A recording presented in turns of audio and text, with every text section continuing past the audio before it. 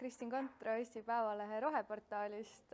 Sarnaselt helistan tavaliselt allikatele ja tutvustan ennast nii kiiresti, et loodetavasti roheportaal jääb kuulmata, sest see tekitab inimestes veidi skepsist.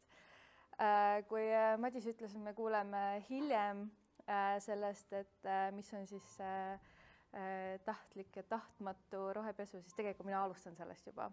Ja ma ei teagi, kas ma lähen nüüd üldisemaks või ma lähen kitsamaks, nagu sa soovitasid, aga ma räägingi siis sellest, et kuidas, ma ei taha isegi öelda, et püütakse meediat ära kasutada oma eesmärkidel, aga pigem nagu, kuidas on siis rohepesu meedia vaatest. Alustangi siis sellest, et mina usun võib-olla veidi naiivselt, et on tahtlik ja tahtmatu rohepesu. Ma olen võrdlemisi veendunud, et vähemalt osa nendest ettevõtetest või inimestest, kes saadavad meile pressiteateid selle kohta, kuidas nad panid oma ettevõtte katusele paar päiksepaneeli, nad päriselt ka usuvad, et nad tegid midagi väga olulist, väga tähtsat, ja et see on uudisväärne.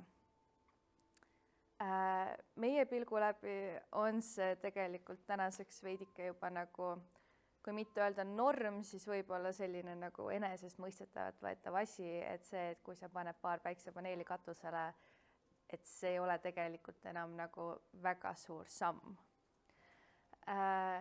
Samamoodi me saame pressiteateid selle kohta, kuidas keegi vähendas veidike plastikogust oma pakendis, keegi otsustas üle minna.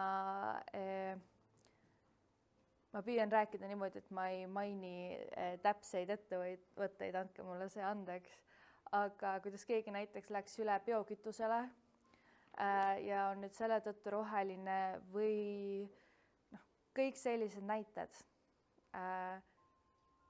Mingi osa sellest on kindlasti tahtmatu ja heausklik, sest nendel inimestel lihtsalt ei ole piisavalt teadmisi ega kompetentsi, et mõista, mida tähendab tegelikult säästlikkus, mida tähendab tegelikult roheline ettevõtlus või jätkusuutlikkus. Ja siis nad lähtuvadki sellest muljest, mis neile on jäänud, et kui me teeme need väiksed sammud, siis me oleme hästi tublid ja siis tuleb meid selle ees ka tunnustada. Nii et see on see tahtmatu pool.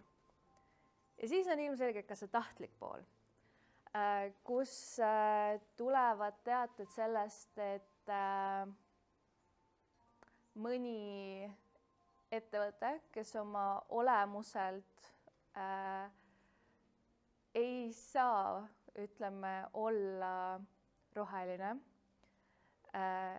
on nüüd kuidagi tublimaks hakanud. Midagi umbes sellist, et kütusefirma pani paar autot elektriga sõitma. Ilmselgelt see ei ole tegelikkuses roheline, vaid tegemist on ilmselge rohepesuga. Sarnaselt, ja see on nüüd üks näide, mille ma olen valmis tooma, sest tegemist on avalik-õigusliku, kuidas see nüüd öelda, mitte organisatsiooniga niivõrd kui ütleme olendiga. Mul ei tule praegu paremat sõna. Tallinna linn, meie rohepealinn, saadab meile ikka väsimatult teateid sellest, kuidas nad midagi tublit teevad.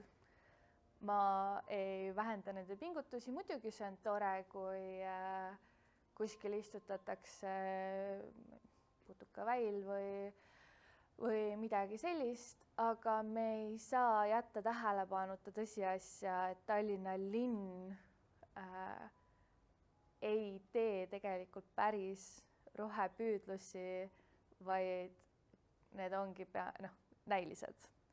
et me ei saa rääkida sellest, et me aitame kaasa autostumisele ja siis teiselt poolt öelda, et me oleme hästi rohelised.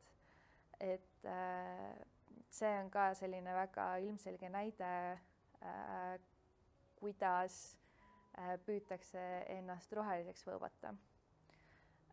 Ja meie analüüs tavaliselt käibki selle kohta siis umbes niimoodi, et me vaatame, milline on see organisatsioon. Kas on põhjust uskuda, et see võib olla rohepesu, see hakkab siis pihta niimoodi, millega nad tegelevad. Nagu ma ütlesin, kui see on kütusefirma, no juba kohe väga kahtlane. Kui me teame, et nad on oma olemuselt reostavad, et nende tegevus ei ole jätkusuutlik, siis meil on juba teatud skepsis nende roheliste ja keskkonnasõbralike uudiste osas. Aga ma ei ütle, et me kõik kõrvale viskame, muidugi me vaatame selle läbi, me mõtleme, kas on tõesti näiteks ettevõtte suurusele vastav pingutus. Kui mingi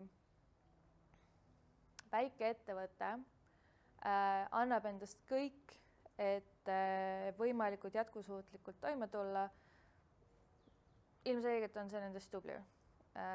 Ja eeskuju teistele võib väita, et seal mingisugune uudisväärtus on. Kui hiiglaslik korporatsioon teeb midagi sellist, mis nad leiavad, et on kiiduväärt, kuid tegelikult on see, no ütleme nende kasumiprotsendi juures, nende mõjuvõimu ja nende loodusmõju suhtes täiesti olematu panus, siis ilmselgelt see ei ole mingi päris tegevus.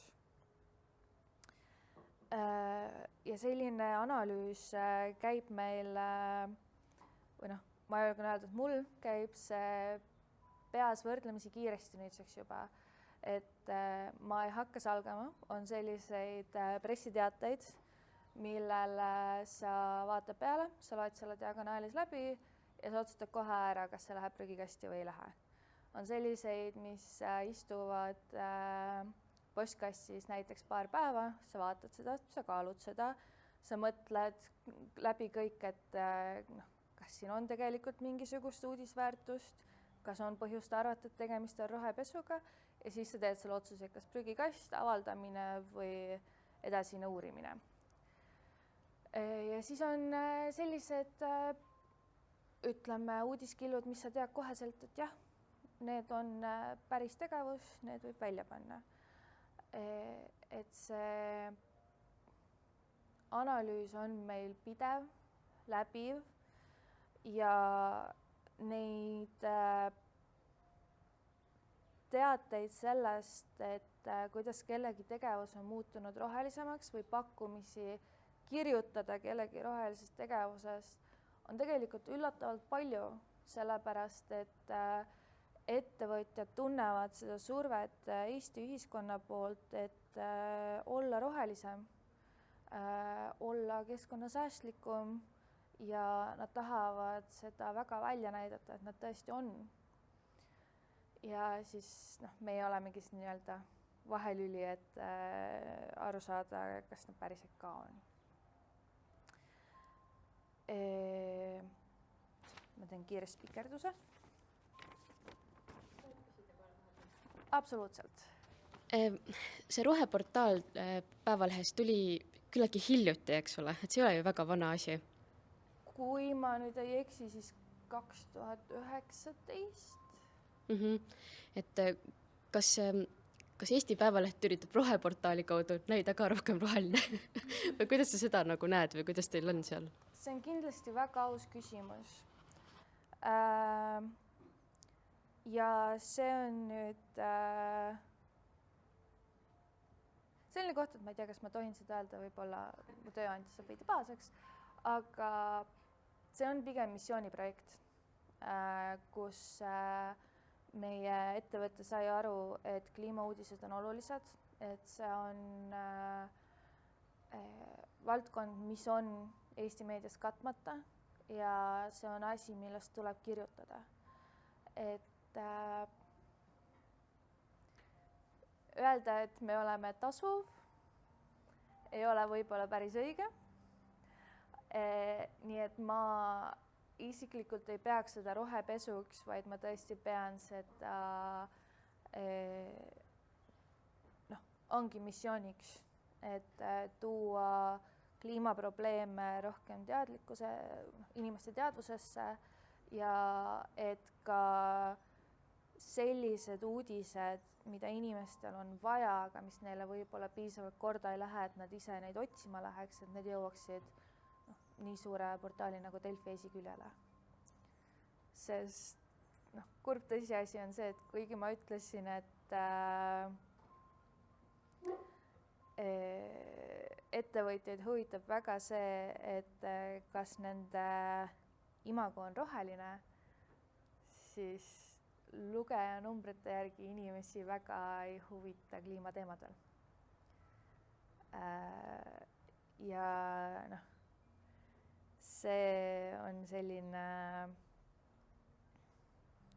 kurb osa, mis takistab veidike, ma lähen küsimust kohe edasi oma järgmise punkti juurde, et see takistab meil veidike olemast, ütleme, nii tublid, et me saaks hakata päriselt rohepesu nii-öelda paljastama. Kuna see nõuab väga palju ressurssi ja tööd, siis me ei ole sellele praegu niivõrd tähelepanu pööranud, sellepärast et tegelikult see inimesi ei huvita. See on kurb, aga see on tõsiasi, et Eesti inimene ei ole veel jõudnud sinna, kus keskkonnahoid oleks tema jaoks piisavalt oluline, et teha oma tarbimisotsuseid selle põhjal või vastupidi, jätta see tegemata.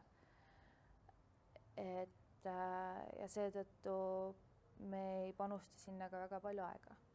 Ehk siis me praegu oleme pigem sellel foonil, kus me takistame seda, et meid kasutatakse ära rohepesu eesmärgil, aga selle paljastamine on veidikene raskendatud. Ma tunnistan, mu ettekanne on võrdlemisi lühike. Ja räägime sellest ka, et väga oluline on alati vaadata, mis on see nii-öelda omakasu selles uudisteates, mis meile tuleb. On juhtumeid, kus kirjutatakse näiteks arvamuslugusid sellest, et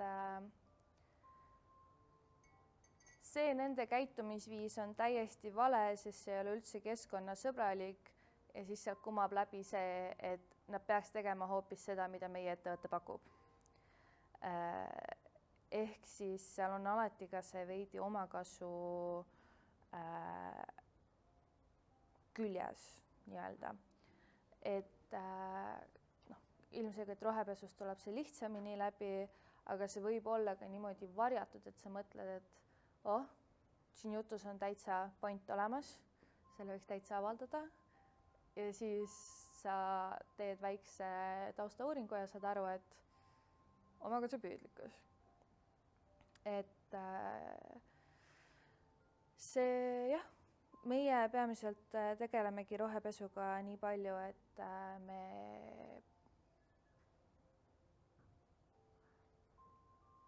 püüame aru saada, kas meetmed on tehtud päriselt keskkonnasäästlikutest püüetest või need on tehtud vaid selleks, et näida paremad.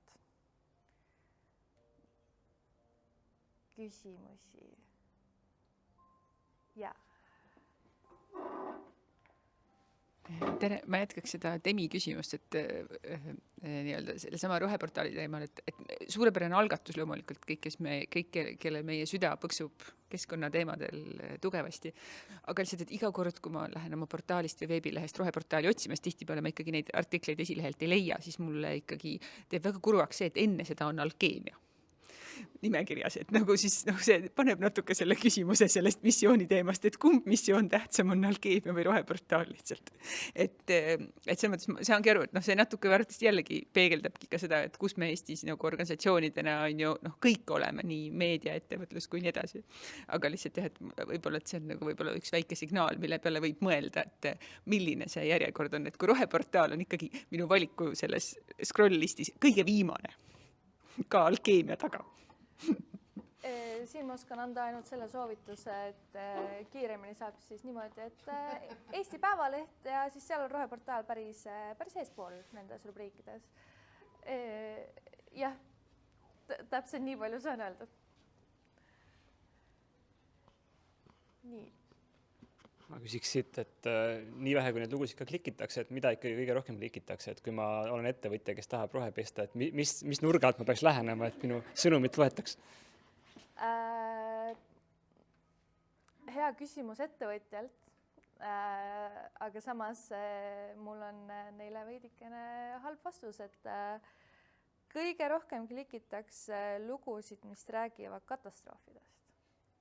Ehk siis inimestele lähebki korda see, kui kuskil on midagi väga halvasti, kui kuskil ujutab, põleb või vastupidi, kui midagi mõjutab väga tugevalt nende elu. Näiteks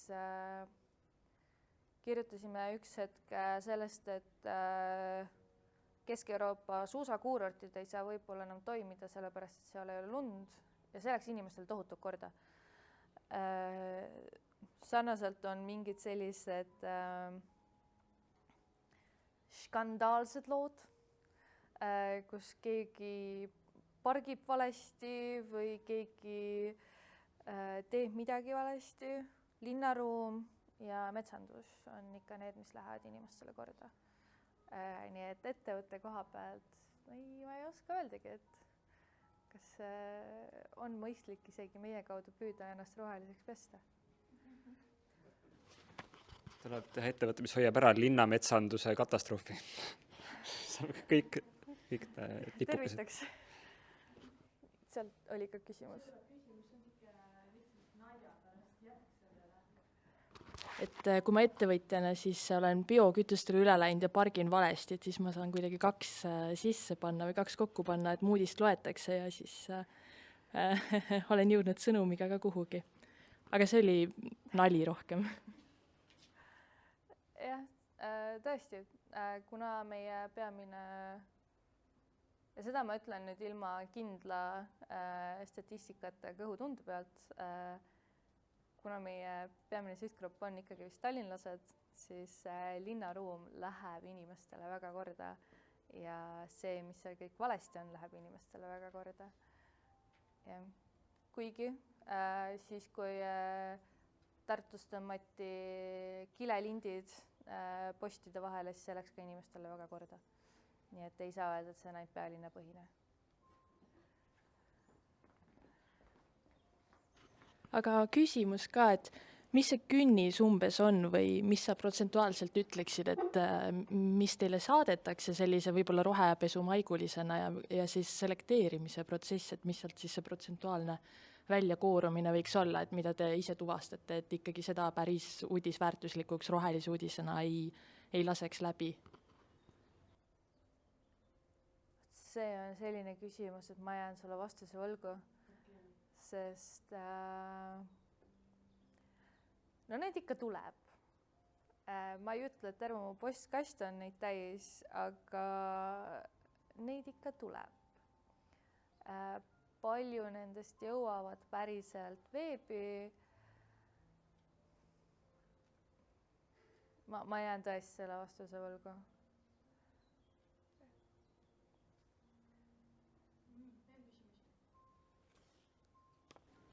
siis suur aitäh, Kristin!